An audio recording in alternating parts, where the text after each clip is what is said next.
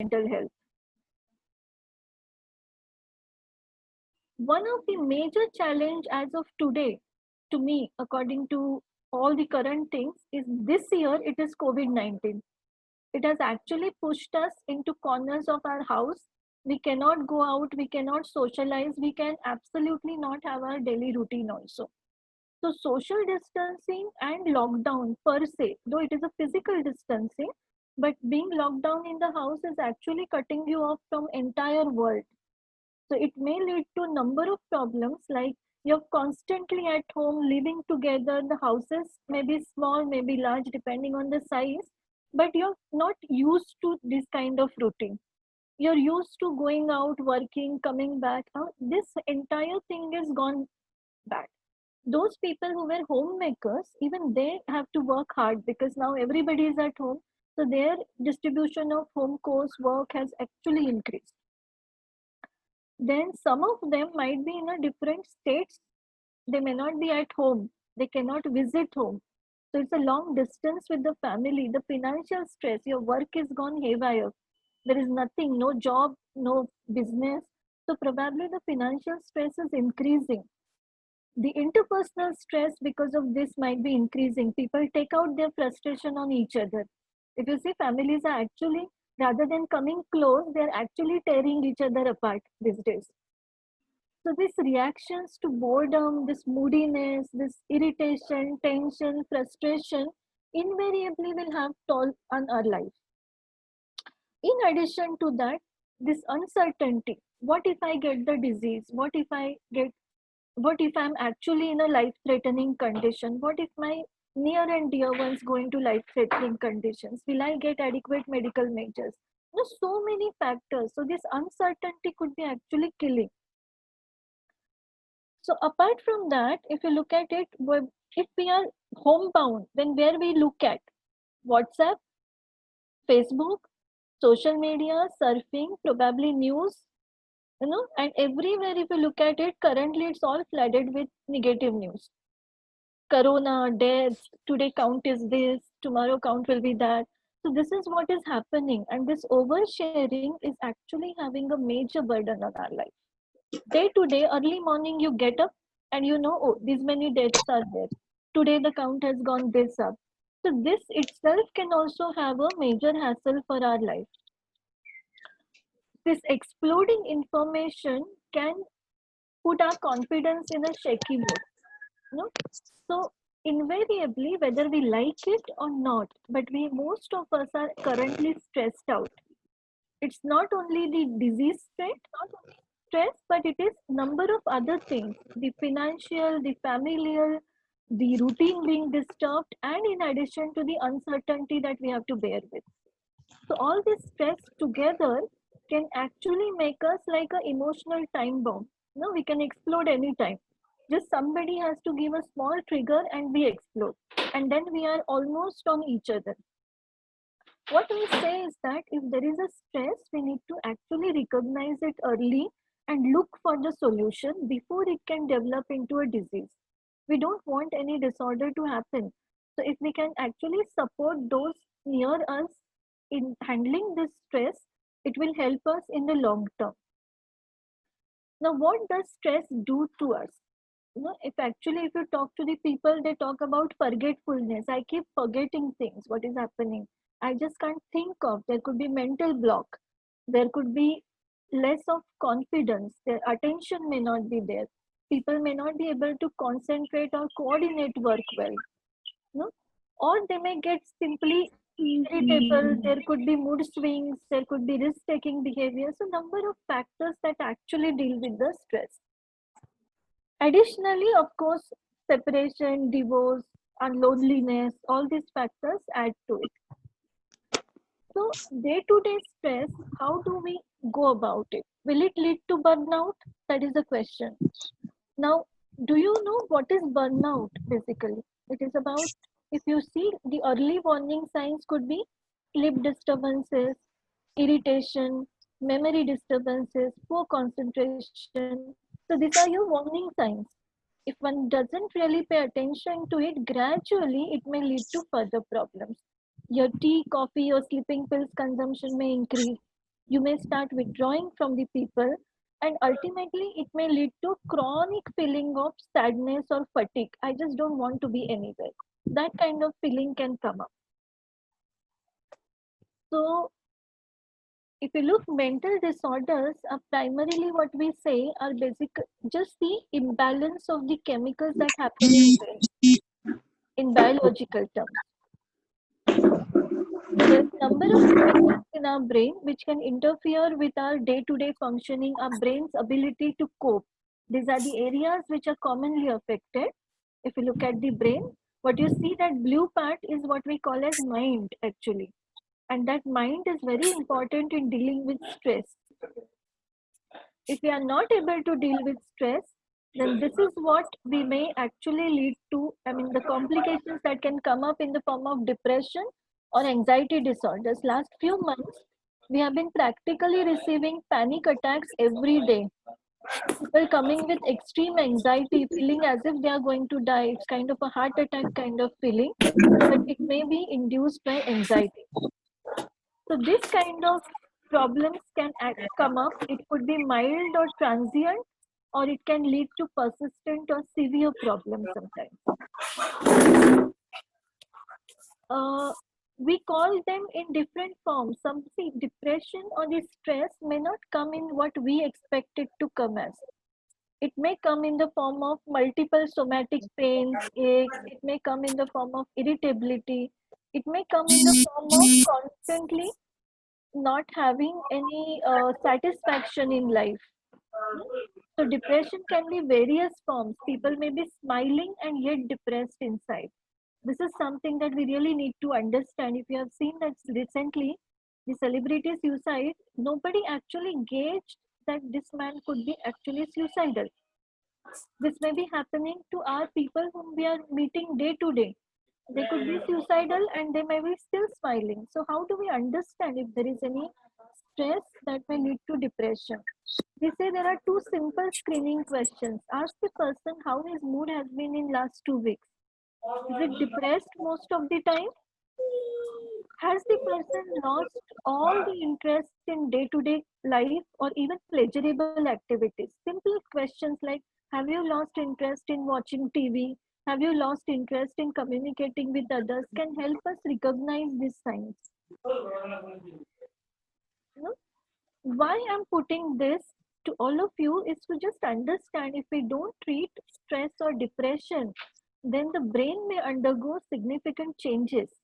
If you see on the left side, you see the non-depressed brain, which is mostly showing green, yellow, and red areas, which are active areas. Blue is non-active area.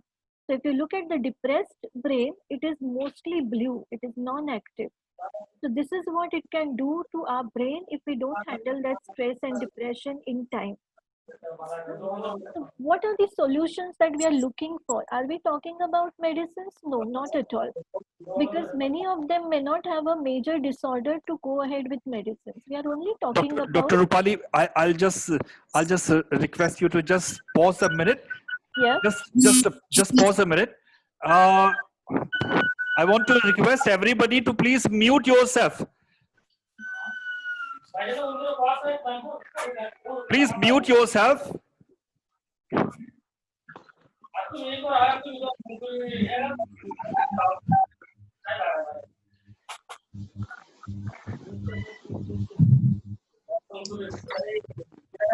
Sumit, can you see that who is this making noise? So if you can remove him. Please see to that one and remove that person. Yes, sir, I'm checking it. Please take it and then remove that person. Yes.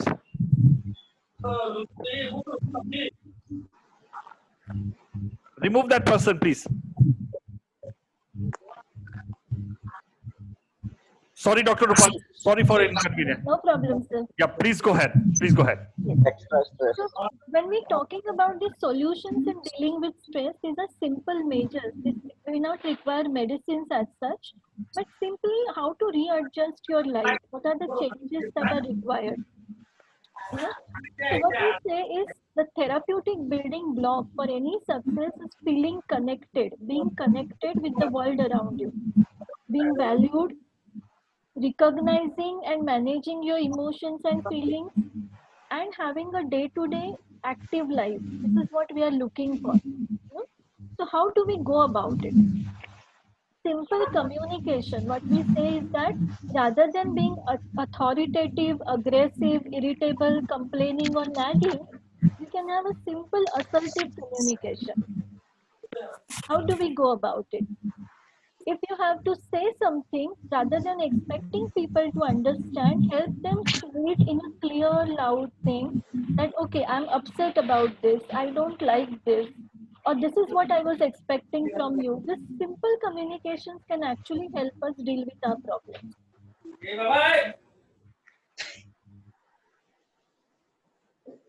If there is a social isolation that we are forced into, then how do we handle it? Can we have a regular schedule rather than having it sleeping at any time, getting up at any time? Can we have a regular routine maintained just to give us that feeling of being in a structure? Then keeping yourself away from the negative emotions, negative news if possible. We say don't listen to those news. The death numbers are not important. Your life is more important than the statistics.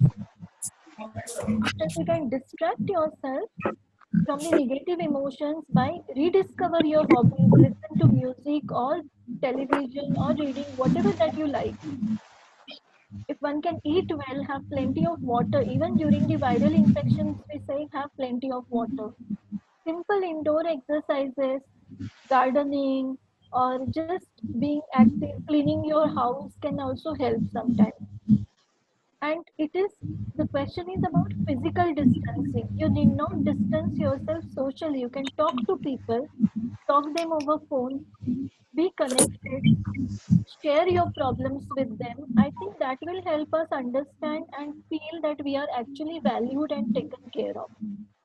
If elderly people are there at home, make sure that even they are given daily stimulation, what the date is, what they are doing, so that they don't get confused.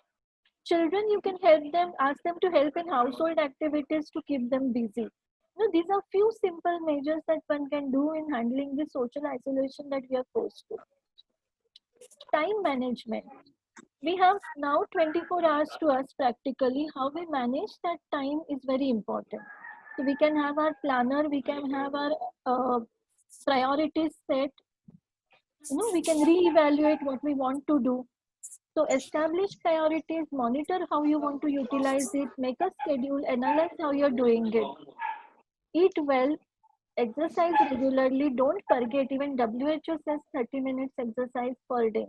Enough sleep is something that you must take. Don't be stuck on Netflix or Amazon or whatever you're watching. Entertainment is required, but your brain requires sleep. That is very, very important. Please do not go for easy solutions. Don't go for alcohol, sleeping pills, or binge eating, all those high rich calorie food, because that will only make you more frustrated. It will not, it will just help you gain weight. It will not help you come out of this stress. Simple day-to-day techniques of stress, as you see here, can help you come out of this feeling of boredom and frustration. These are some of the things that we say, which mostly are included in Indian diet. I have been to Meghalaya and I think most of these items are already there in their diet. So you can continue with it. Eliminate stress as much as possible. Remove the clutter from your household, because clean, uh, neatly organized household can actually help you remove this stress. No? So these are some things that you must be already telling people, helping them do with it.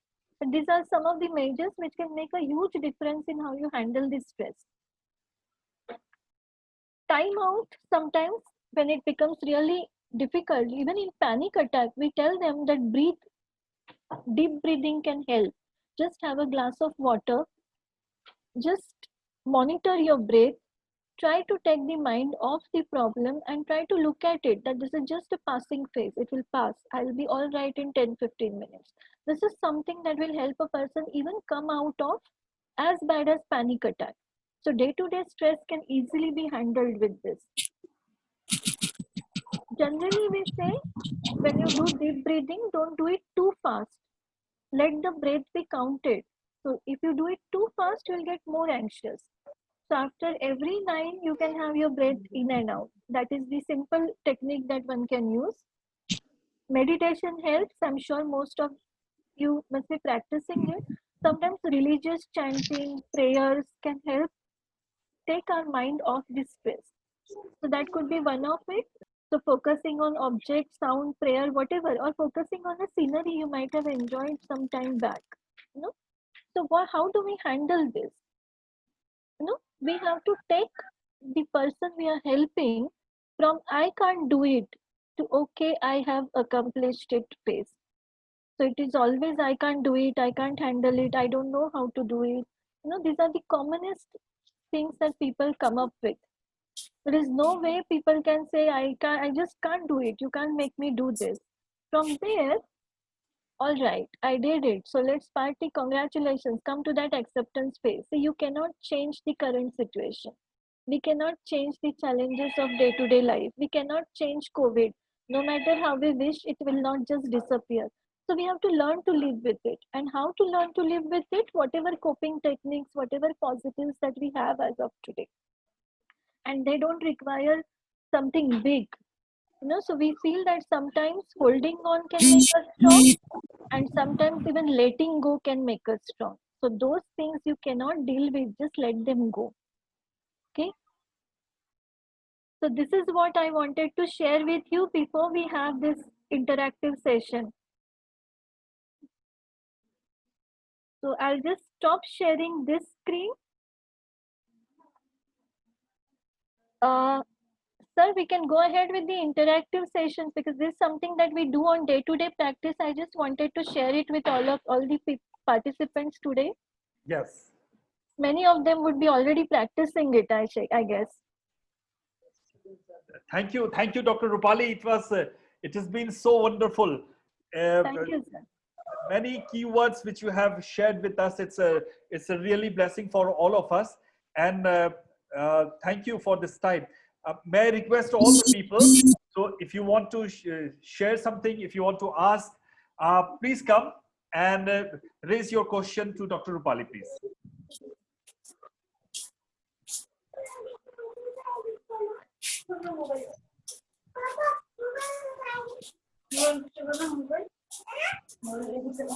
Ma'am, thank you so much for your wonderful sharing. Just one question. This is regarding families, especially families with young children. Yes, sir. For Meghalaya, since I'm here in Shillong for the last 3-4 months,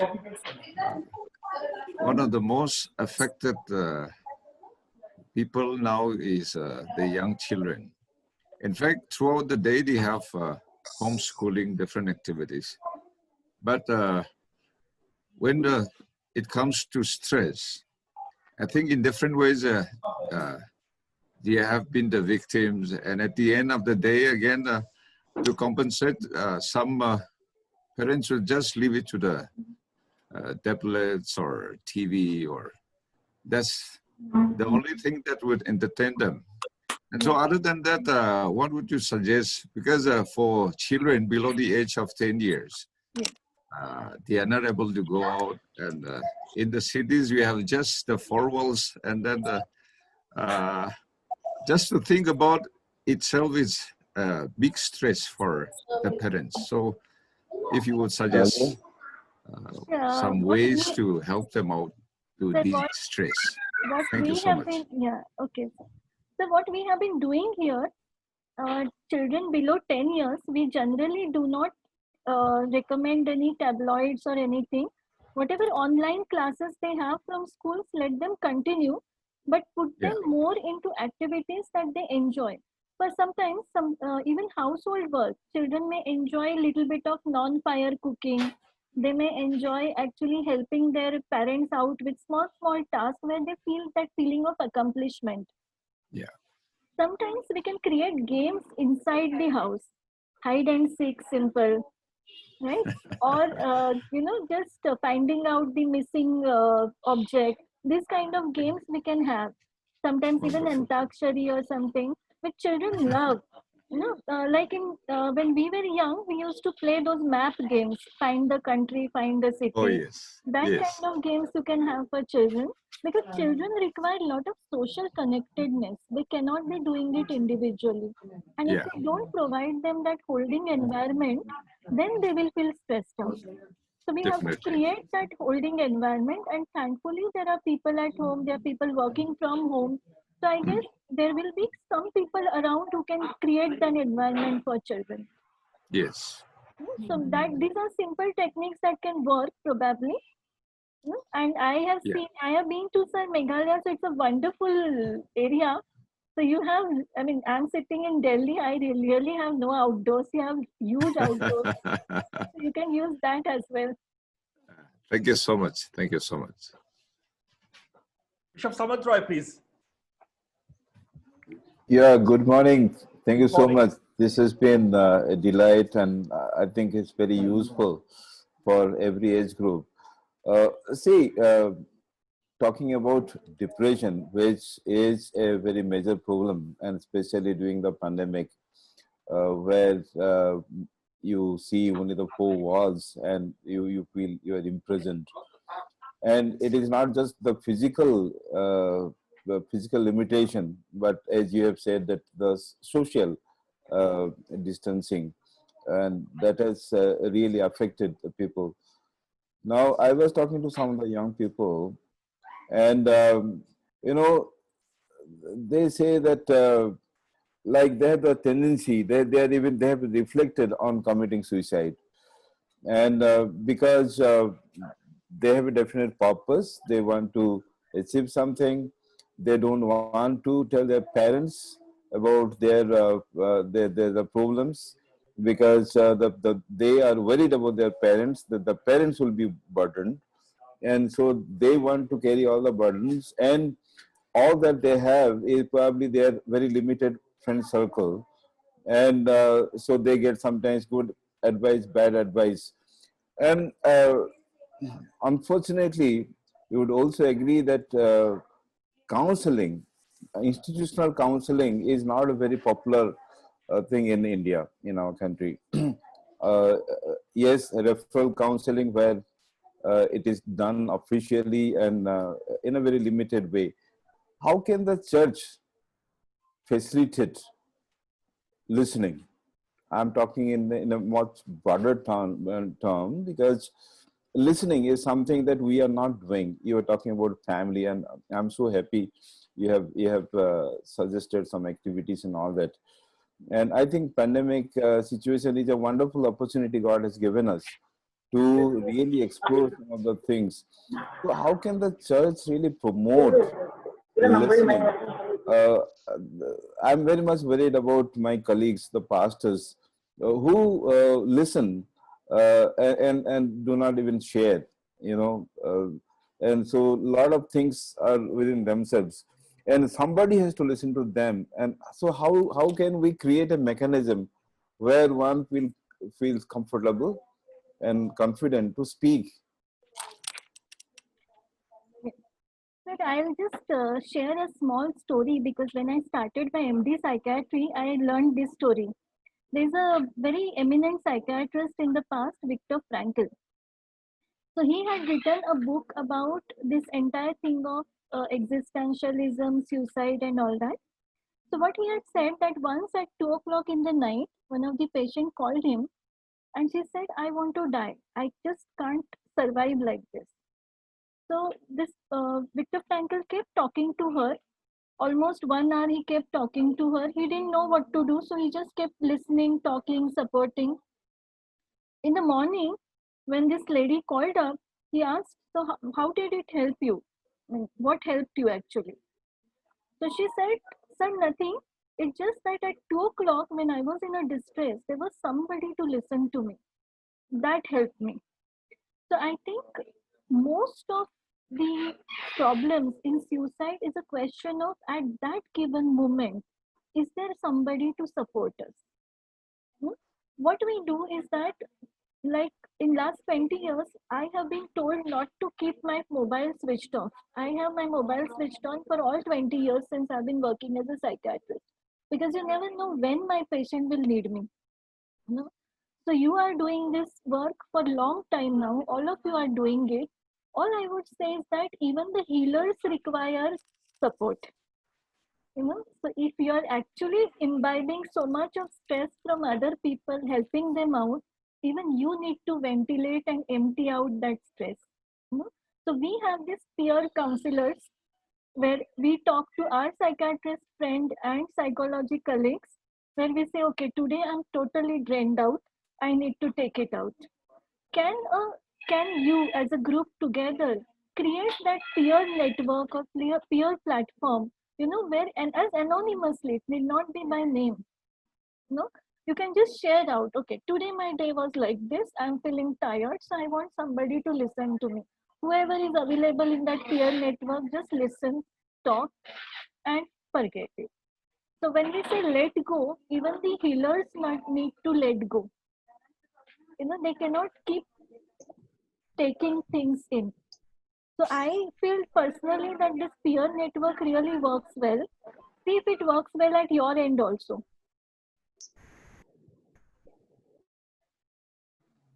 Thank you. Thank you so much.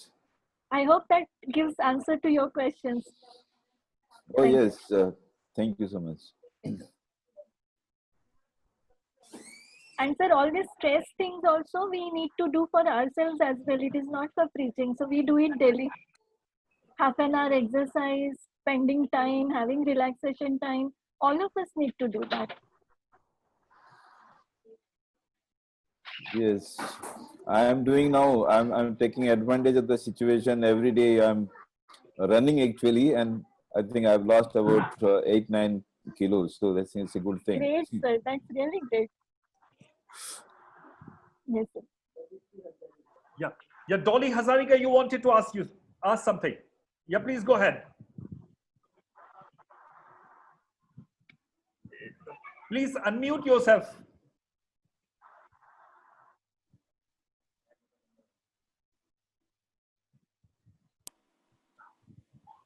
We can't hear you. No, unmute yourself. Yes, brother. Yeah. Yeah. Dr. Rupali, Yes. Okay. Thank you so much, ma'am. Your valuable session. I have one question for you. The question is dizziness is a symptoms of depression? If someone feel afraid of the surrounding disease phobia, is it a sign of depression, ma'am? It is a sign of anxiety disorder, not really depression. But if anxiety can last for a long time, it may lead to depression in the end. They are always in interwoven kind of phenomena. Anxiety, depression can happen together as well. Thank you. So most of the phobias, fears, we put under anxiety disorders. Oh, thank you so much, ma'am. Anybody, please? Okay, yeah, Reverend Philip, yeah, please go ahead. Yes, sir. Thank you, Dr. Rupali, for sharing us and teaching us about stress and depression. Different persons have different abilities to overcome a depressed state arising due to stress or other reasons. But my question is, can you be depressed even if you think everything you need? And second is this, what do I do if I think I am depressed? So today, depression is basically what we understand is not able to fulfill all the expectations that ultimately lead to dissatisfaction and depression. So it is the inner dissatisfaction. Now the question is, one needs to help understand what are your priorities in life. See, if I keep comparing myself with something that is materialistically more better or something, then probably today is not the day for me to go for it. Maybe after some years I may go for it. No? So today what is my priority is very important. If I keep constantly feeling depressed, then I have to check if my expectations are in excess Do I need to really prioritize or lower or modify them? If I'm feeling depressed, then what are the things that can help me? Is my connecting to people can help me? Can my improving my diet, taking more of serotonin in can help me? Maybe my getting more of sunlight. We say sunlight is a very good antidepressant. Getting sunlight, going out, doing my exercise, letting my body release those endorphins, can that help me? One has to, because it's not one uniform answer to each one. Depression may mean many different things to many people. It's a subjective experience. If it is a disorder, if it's a disease, where we say it's a biopsychosocial model, so I have to take care of biology also and psychosocial factors also. Only biology may not help, only psychosocial factors may not help. But what we are talking about primarily is subsyndromal, when it is not really gone into that disorder level. So subsyndromal, you don't require medicines. All you require is day-to-day correction of your biological rhythm, your body rhythm, and psychosocial factors. If it goes into that disorder level, definitely you will have to go for the medicines. Otherwise our brain may not function well. Hmm? So maybe these are the options that one can think of. Okay, thank Yes, you. please. Yes, please. Yes, Yeah, Reverend Himanshu, please come. Yeah, Reverend Dr. Himanshu. Rupali. Thank you, Dr. Rupali. I have two questions. yes, sir. One is that is depression can lead a person to commit suicide, and second is if person is going to commit suicide, how we can recognize that? What are the signs that person will give if person is going to commit suicide? Sir, we have realized, we had done a huge study on suicide in Delhi through ICMR, and we realized that depression is one of the factors for suicide. Many a time it could be even emotional crisis leading to suicide, at that given time. Now, what are the common signs that one can think of? Person getting withdrawn from his day-to-day activities, his communication going down, or if he starts writing, like distributing personal belongings, writing notes, who has to do what after he is not there, or saying goodbyes, you know, calling up people when whom he has not called up for a long time, asking for help, appearing little aloof, agitated, frustrated, may react on small things or completely lose that reaction, completely is inward born. These are some of the signs that one can talk about. What we realized is that over a period, it is always just prior to the episode or just prior to committing it, there will be some direct or indirect hint that the person gives. Hmm? So if we can just be careful, if we see any change in behavior than the routine for a person, we need to be careful. Is this person going through stress or depression? Is there any emotional turmoil? And how can this person, can be helped out? If you feel that this person is getting more and more distant, be careful that he may be going towards suicide. So these are some of the warning signs that one can look for. Sometimes we say that if you feel any fear that this person may go to suicide, don't hesitate asking a clear question. Are you thinking about, are you so depressed? Have you thought about ending your life? Do you feel like just going away to some distant place? These are the direct questions, queries that can help you understand the person. So these are some of the techniques that we have been using. I hope they generally help you recognize the suicides. Not all suicides can be prevented, but at least as many as we can. Thank you. Thank you, Dr. Rupali. Dr. Emmanuel, you want to come? Yes, thank you, Bishop. Thank you, ma'am, for your wonderful presentation. I've got two questions. Now, the first question is, everybody goes through problems and issues in their life, and everybody have got their resilience to come back. Is there any method that, or maybe a technique or an intervention given to a person so that that resilience is improved? So that's the first question. The second question would be, do you think as professionals or children or anybody for that matter, it is important to have mentors in life? Sir, you have actually raised a very good point, because now the entire research that we are understanding about depression, suicide is about resilience. What we say is the adversity quotient. Does the person have ability to deal with his adversities? Can he be resilient enough to survive in that environment? So resilience requires few of the major things, like rational thinking, critical thinking, ability to communicate and express clearly. So these are some things which we can inculcate in right from the beginning of the years. So when we do school mental health programs and we do life skills education, we are trying to develop and build up that resilience right from the early ages onwards. But there is no bar, you can start developing it from any time. If a person is able to have objective thinking, critical thinking, and ability to clearly recognize what are my problems and how do I go for problem solving, what are the solutions available to me, which are more feasible, which are not. So these are some things that we can help person develop, inculcate, and it's kind of an algorithm that we ask them to develop so that it can help in rational thinking. Resilience, one part is thinking and second part is emotion. So emotional control is also another factor that we need to teach them if person is having difficulty in handling emotions. So we say thinking emotions are interconnected. If you help them connect those two, evaluate the situation, and this has to be done every now and then till it becomes the conditioning of the brain. This is how one can develop resilience. uh, so the second question, I missed again. Okay, the second question is, do you think mentorship is very important? If so, Yes. how do we select mentors? Maybe what are the qualities a mentor should have that we Yeah. should select a mentor?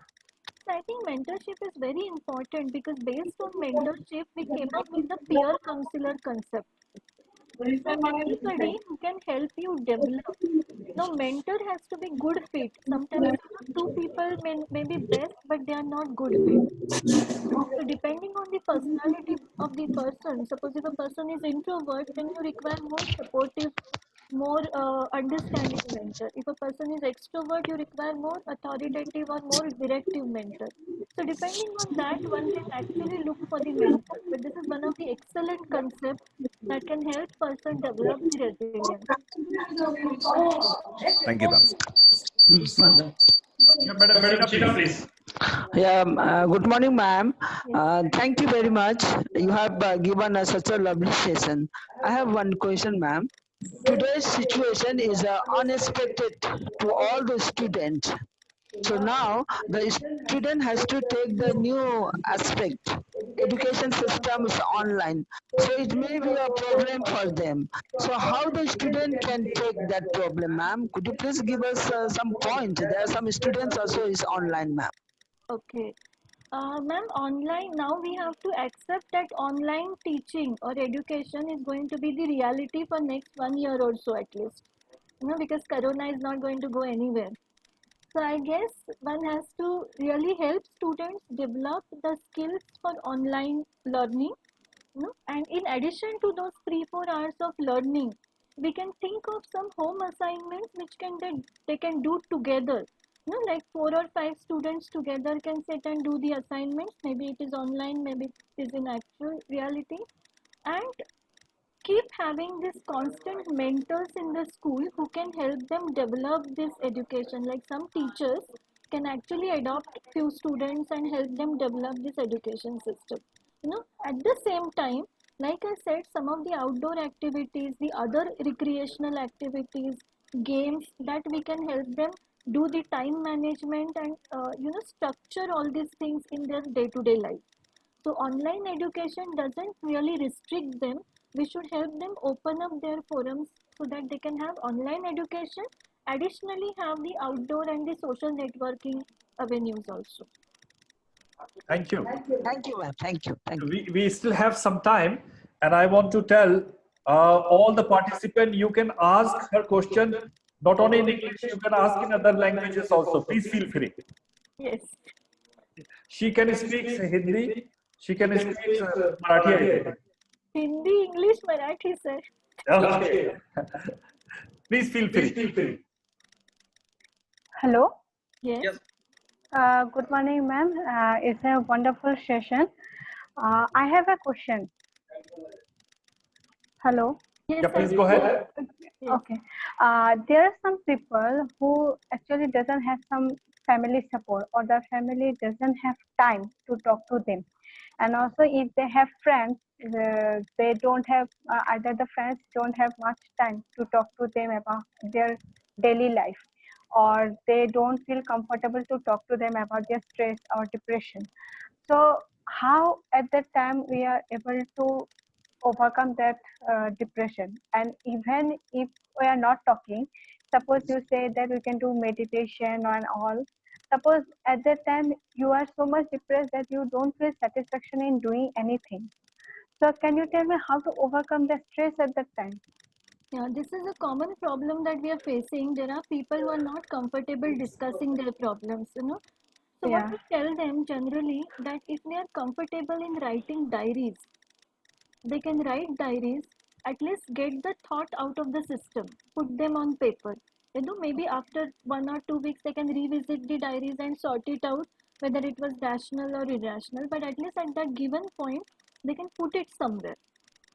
Okay. Sometimes even the small recordings, having your own voice recorded, and then you can delete those recordings, but just get the ventilation out.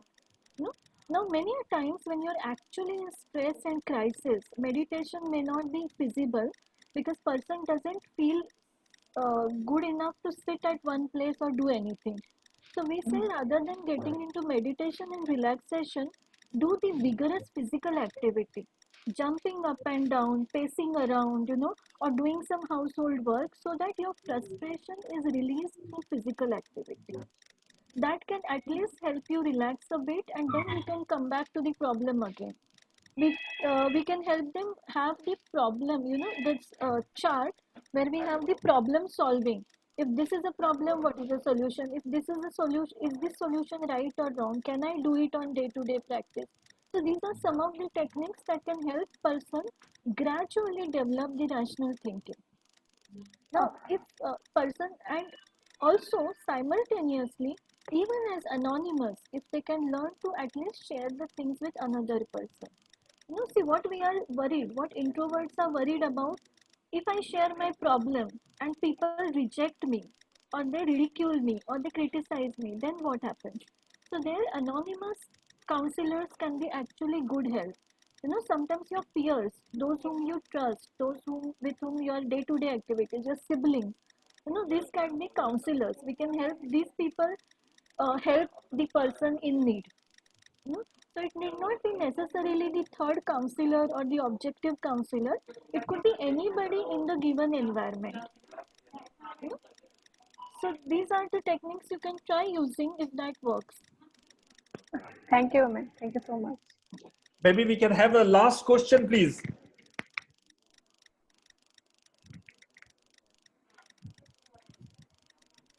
Anybody? Yeah, hello, ma'am. Yes.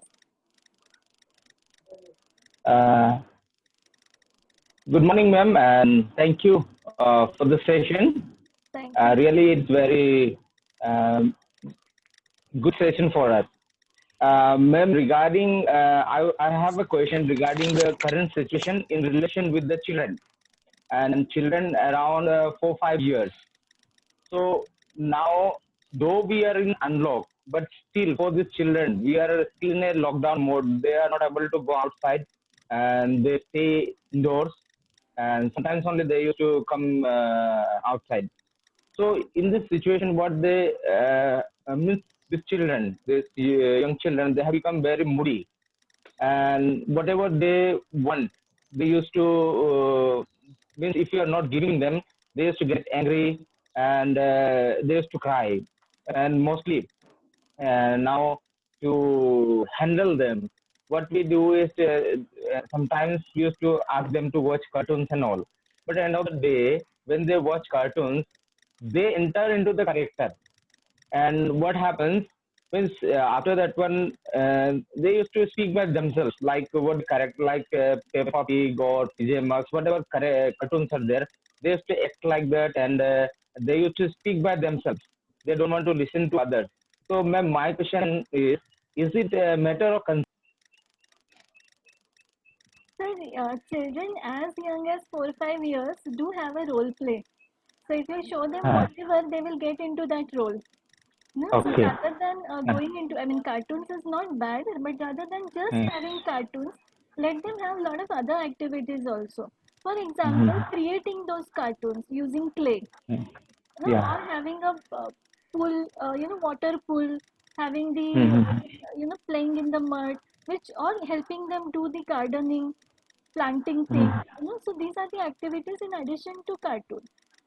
And if the child is using a cartoon and enacting the role, you know, you can always help using play technique to correct that behavior. Rather than scolding them or telling them not to watch cartoons, because remember when we were kids, we also used to watch cartoons. So we can't say them don't do it, but it's just that you balance it with other activities and help them understand what is correct and what is wrong.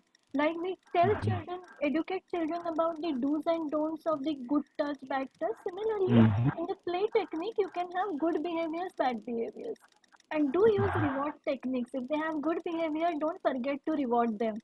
If they have bad behaviors, just hold the reward, don't punish them. So they know good behaviors carry rewards. Thank you very much. I think I know that we all of us, we want to have more and more session. There are certain questions which we want to share, which we want to ask, but I think that for today we will have to stop here, and we will have to say a very big thank you to Dr. Rupali, and shall we give her a big round of applause wherever we are. Thank you, sir. This has been a learning experience for me. I would love to come on this forum again. Thank you, and we will make sure that you are coming. Yes, sir. Thank you. Thank you so very much. Please convey our gratefulness to Dr. Sudhir also. And may God bless you. You are always welcome to come to the Scotland of the East. You are most welcome to come to see our tea gardens, such a beautiful greeneries. And Assam is very famous for wildlife. If you are interested in adventure, most welcome. Arunachal is very famous for its beautiful sceneries. So is Shillong, Meghalaya for music and the games and sports. You're always welcome. You have a home here. So you are most welcome. You can come anytime. Thank you, sir. I'm already feeling at home. Thank you. Thank you. With this, friends, we will wind up our session today. Thank you, everybody, for participating. And I think, Dr. Rupali, let me tell you that we have 100 capacity and we were full. House full, and people were still waiting. People were still waiting to come online, and we were not been able to adjust them. But thank you so much. God willing, we will come back again. And you also could suggest us that what could be our next session on this line. So that will be very good. So with thanks and appreciation, God bless you. Signing off. Thank you. Bye.